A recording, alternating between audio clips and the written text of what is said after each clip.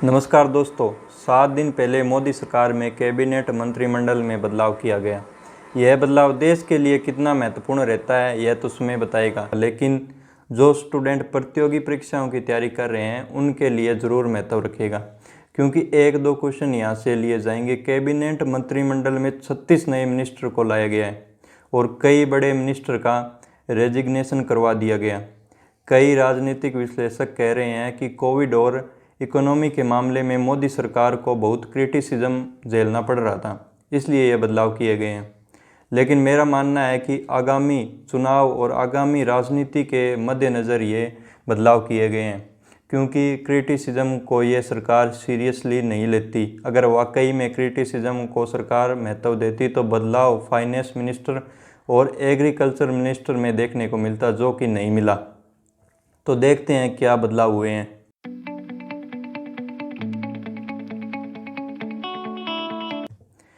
पहले हम रेजिग्नेशन पर बात करेंगे। पहला बड़ा रेजिग्नेशन करवाया गया शिक्षा मंत्री रमेश पोखरियाल का। इनके समय में नई शिक्षा नीति आई थी, जिसे सरकार के मास्टर स्ट्रोक के तौर पर देखा गया था। हमारे देश के शिक्षाविदों ने भी इसे अच्छा बताया था, लेकिन फिर भी पता नहीं इनसे क्यों रेजिग्नेशन करवा दिया गया। अब इनकी जगह नए शिक्षा मंत्री धर्मेंद्र प्रधान होंगे।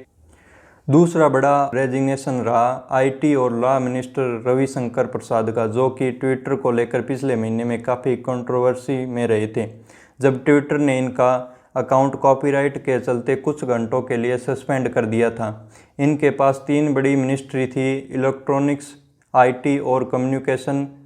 अब इनको इनसे हाथ धोना पड़ा है। तीसरा बड़ा रेजिग्नेशन रहा हमारे हेल्थ मिनिस्टर डॉक्टर हर्षवर्धन का। डॉक्टर हर्षवर्धन का रेजिग्नेशन होते ही सरकार ओपोजिशन के टारगेट पर आ गई, जो कह रहे हैं कि स्वास्थ्य सुविधाएं ठीक रही होती तो कोविड काल में यह रेजिग्नेशन नहीं होता।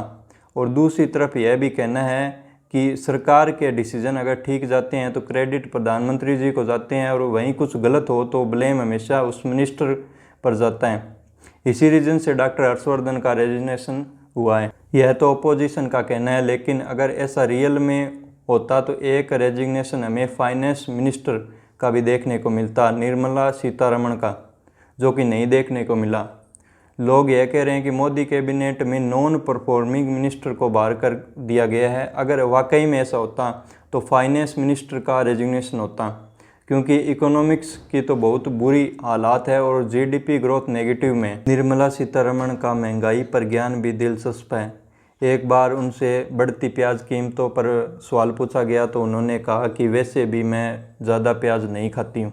अब हमारे हेल्थ मिनिस्टर होंगे मनसुख मंडाविया, जिनके पास हेल्थ के साथ साथ रसायन और उर्वरक मंत्रालय भी होंगे, जो बड़े पोर्टफोलियो इन्हें दिए गए हैं। हेल्थ और केमिकल्स एंड फर्टिलाइज़र के लिए एक वेल क्वालिफाइड पर्सन का होना जरूरी था साइंटिफिक फील्ड से, लेकिन हम गूगल की माने तो इन्होंने अपनी पोस्ट ग्रेजुएशन पॉलिटिकल साइंस से कर रखी है। चौथा बड़ा रेजिग्नेशन रहा एनवायरनमेंट और फॉरेस्ट मिनिस्टर प्रकाश जावड़ेकर का। इनके समय पर एक कानून लाया गया था, जिसके तहत अगर कोई एनवायरनमेंट को खराब करता है तो इस कानून के तहत जनता के विरोध करने की पावर को छीन ली जाती है। उसका यह भी एक प्रोविज़न था कि अगर कोई प्रोजेक्ट को एनवायरनमेंट के मद्देनज़र क्लियरेंस नहीं मिलती है तो उस प्रोजेक्ट के पूरा होने के बाद क्लियरेंस मिल सकती है। पीयूष गोयल, जिनका एक बहुत बड़ा रोल रहा था रेलवे के विकास में, अब रेलवे उनके पास नहीं रहेगा। बाकी 2 मिनिस्ट्री इनके पास कंटिन्यू रहेगी, ministry of consumer affair, food and public distribution और ministry of commerce and industry. Railway और आईटी मिनिस्टर की पोस्ट अब एक नए व्यक्ति को दे दी गई है, नाम है अश्वनी वैष्णव। कैबिनेट में सबसे क्वालिफाइड मिनिस्टर होंगे। कानपुर से इन्होंने एमटेक की है, एमबीए कर रखी है और सिविल सर्वेंट भी रह चुके हैं, जो एक बहुत अच्छा कदम होगा। ज्योतिरादित्य सिंधिया, जो कांग्रेस से बीजेपी में आए हैं, उनको सिविल एविएशन मिनिस्टर बना दिया गया है। सिविल एविएशन मिनिस्टर एयरलाइंस से रिलेटेड है।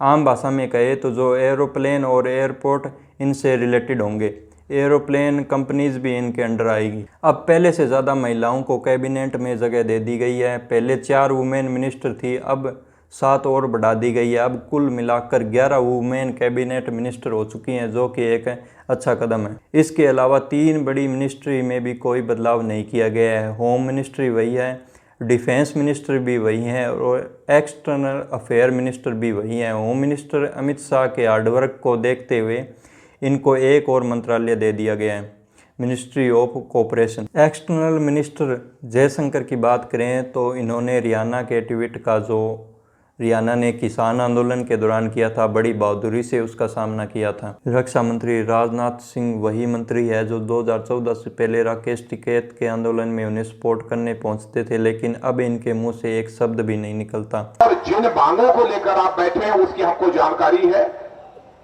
और उस पर भी राकेश जी और हमारे युद्धवीर जी, यह सब सारे लोग तो आपके बीच चर्चा कर रहे हैं, सही तरीके से सारे पक्ष को आपके सामने वह रख रहे हैं। और मैं सचमुच आप लोगों को बधाई देना चाहता हूं, राकेश टिकैत जी और आपको भी लाखोवाल जी, और हम अपने युद्धवीर सिंह जी, यह पूरी टीम को मैं बधाई देना चाहता हूं।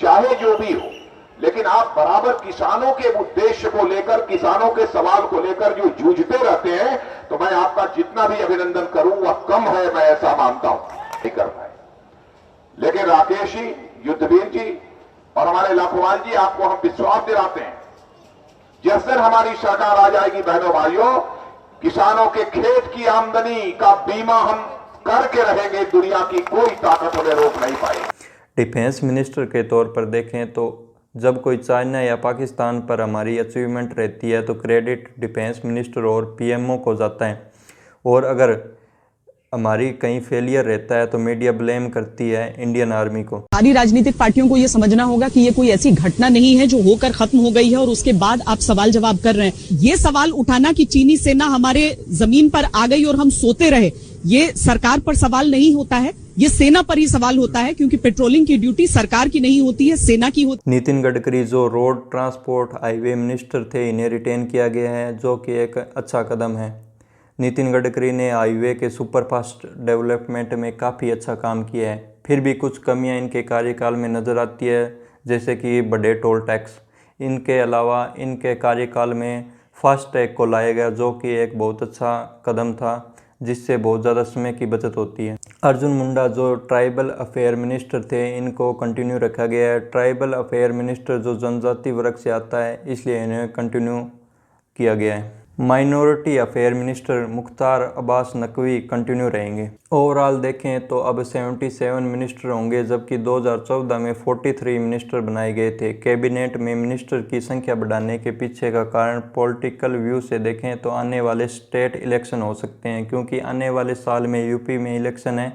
7 मिनिस्टर सिर्फ उत्तर प्रदेश से हैं, जबकि गुजरात से 5, उत्तराखंड, हिमाचल प्रदेश, मणिपुर से 1 सांसद को मंत्री बनाया गया। पंजाब और हरियाणा की बात करें तो पंजाब हरियाणा के किसी भी सांसद को मोदी कैबिनेट में जगह नहीं मिली। पंजाब से 1 राज्य मंत्री बनाए गए हैं, जबकि हरियाणा के राज्य मंत्री रतन लाल कटारिया से इस्तीफा दिलवा दिया गया है।